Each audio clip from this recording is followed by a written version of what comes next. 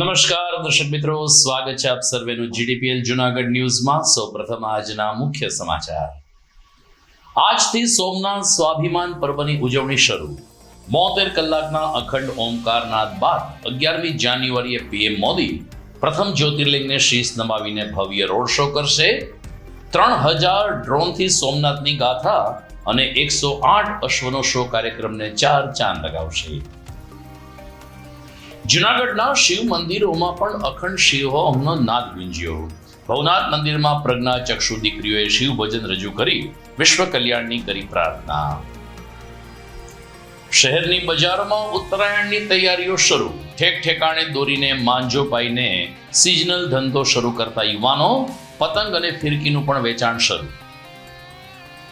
અને 7 માસથી પોલીસને ચક્રાવે ચડાવનાર લિસ્ટેડ બુટલેગર ધીરેન કારિયાને અજમેરથી ઝડપી લેતી ક્રાઇમ બ્રાન્ચ. અનેક ગુનાઓમાં સંડોવાયેલ આ શખ્સ સામે હવે શું કાર્યવાહી તે લટકતો પ્રશ્ન. આ તમામ સમાચાર આપણે વિગતવાર જોઈએ તે પહેલા લઈએ એક બ્રેક.